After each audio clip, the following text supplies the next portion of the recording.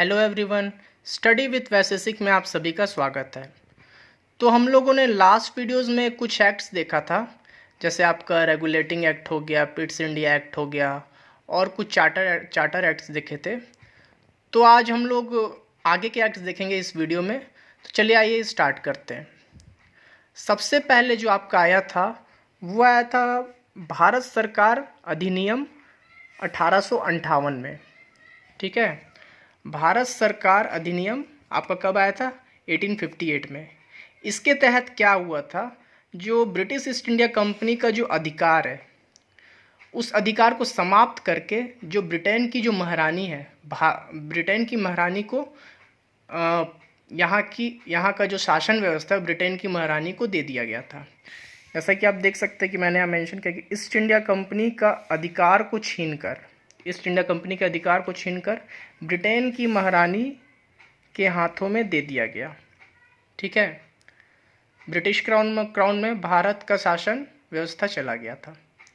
तो ये क्वेश्चंस आया हुआ है वैसे एग्ज़ाम में कि किस एक्ट के तहत भारत की शासन व्यवस्था ब्रिटिश क्राउन में चली गई थी या ब्रिटेन की महारानी के हाथों चला गया था। तो आपका भारत सरकार अधिनियम या भारत सरकार अधिनियम 1858 वाला हो जाएगा। इस अधिनियम के तहत दो पद लाए गए थे। जो आपका पहला पद था वो था वाइसराय का पद और दूसरा पद होता था सचिव का पद। असल में क्या था कि जो पहले जो भारत का जो गवर्नर जनरल कहलाता था, अब वो भारत का वाइसराय कहलाएगा इस एक्ट के तहत। और जो प्रथम वाइसराय रहता है वो आपका लॉर्ड कैनिंग बनेगा इस एक्ट के माध्यम से। ठीक है, और ये जो सचिव का पद होता था आपका, ये सचिव का पद होता था जो आपका, वो ये सचिव का पद होता था वो किसी भारतीय व्यक्ति को बनाया जाता था। जो सचिव का पद होता था ये किसी भारतीय व्यक्ति को बनाया जाता, और ये जो भारतीय व्यक्ति होता था वो ब्रिटिश सांसद के प्रति उत्तरदायी या जवाबदेही होता था। जो ये सचिव जो होता था वो किसी भारतीय व्यक्ति को बनाया जाता था तथा ये ब्रिटिश सांसद के प्रति उत्तरदायी होता था। चलिए आगे देखते हैं। इस एक्ट के माध्यम से जो बोर्ड ऑफ कंट्रोल और बोर्ड ऑफ डायरेक्टर्स को समाप्त कर दिया गया था।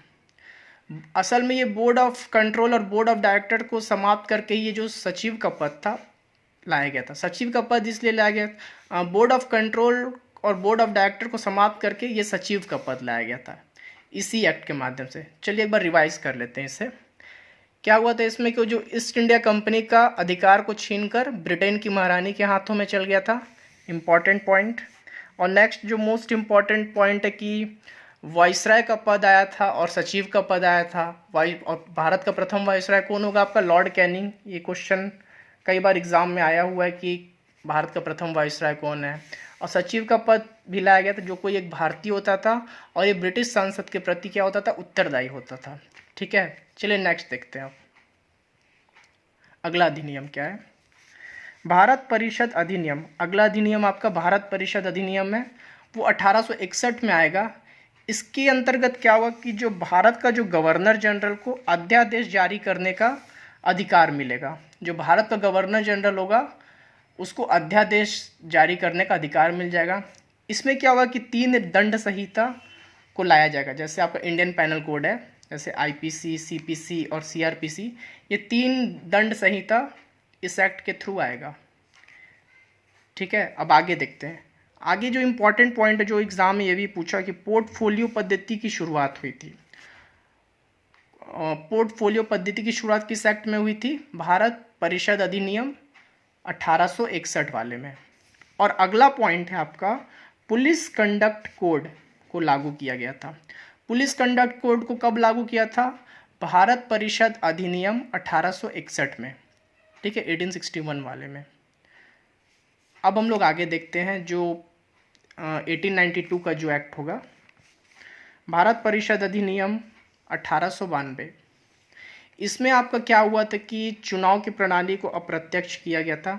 अप्रत्यक्ष चुनाव प्रणाली किस एक्ट के माध्यम से आई थी? तो 1892 के एक्ट के माध्यम से आई थी। ये भी क्वेश्चन कई बार आया हुआ है।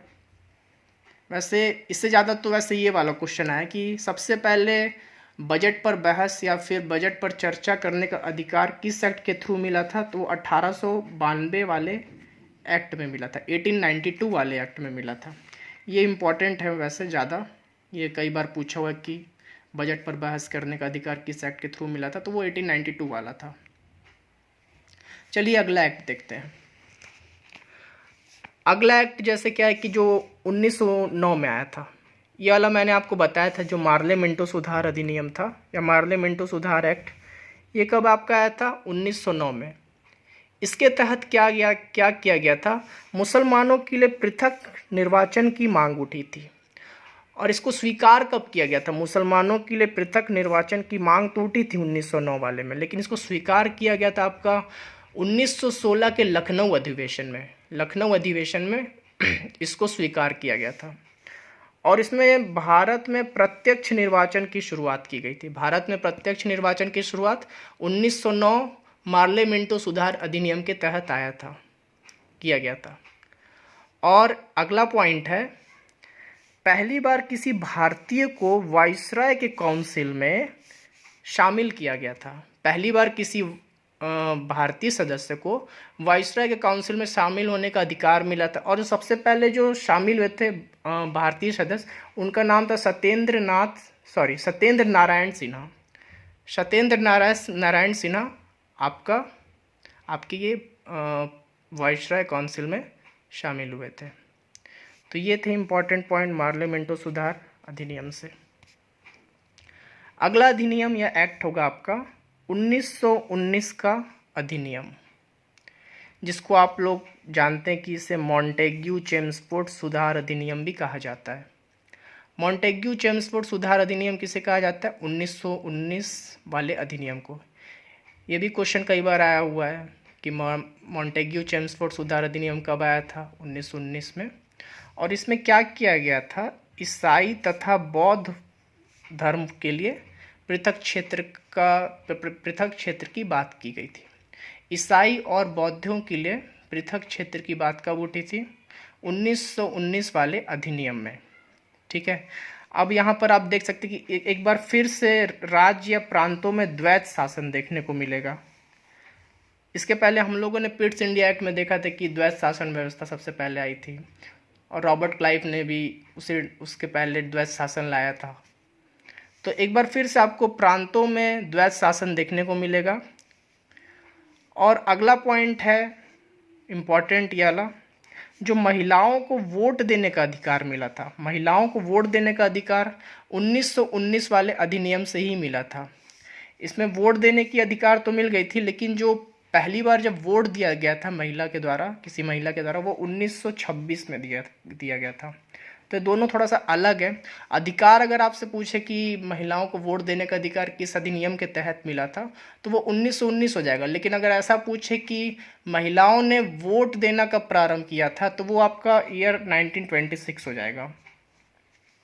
ठीक है, अब अगला पॉइंट है कि जो आरक्षित विषय होते थे, ठीक है, ये जो आरक्षित विषय होते थे ये भारत के वाइसराय के पास होता था, और जो हस्तांतरित विषय था आपका वो किसी भारतीय के पास होता था।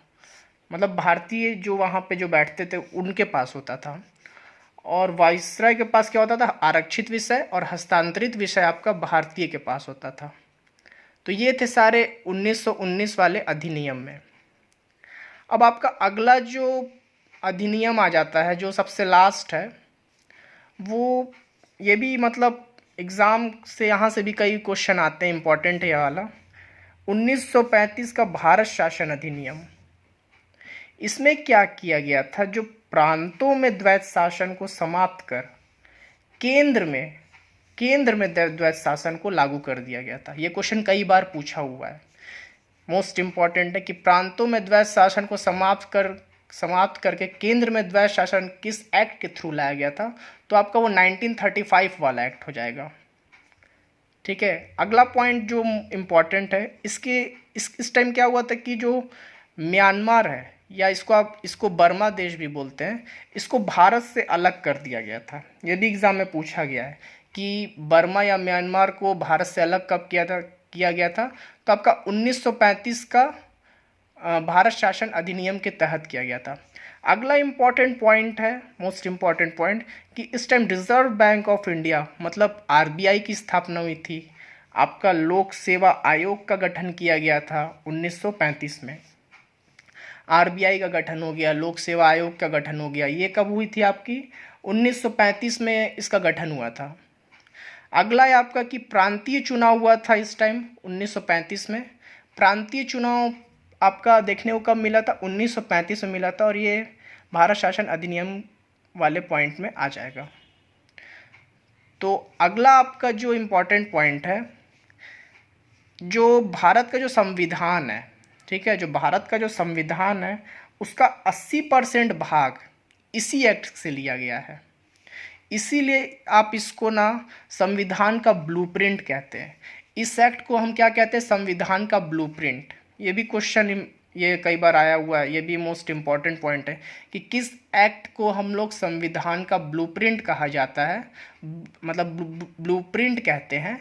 वो आपका 1935 का भारत शासन अधिनियम को कहते हैं। संविधान का ब्लूप्रिंट किसे कहा जाता है? 1935 के भारत शासन अधिनियम को। क्यों? क्योंकि इसमें से भारतीय संविधान के 80% भाग लिए गए थे। तो ये सारे इंपॉर्टेंट पॉइंट थे 1935 वाले अधिनियम से। तो फ्रेंड्स, अब हमारे जो जितने जो एक्ट्स थे वो सारे एक्ट अब ख़त्म हो गए हैं। अब हम लोग नेक्स्ट वीडियो में कोई नया टॉपिक देखेंगे, आधुनिक भारत का इतिहास का कोई नया टॉपिक देखेंगे। तो फ्रेंड्स, आज के वीडियोज़ में इतना ही था। अगर आपको वीडियोज़ अच्छा लगा होगा तो आप वीडियो को अपने दोस्तों के ग्रुप में शेयर कर सकते हैं, चैनल को सब्सक्राइब कर सकते हैं। तो फ्रेंड्स, आज के वीडियोज़ में इतना ही। Thank you so much.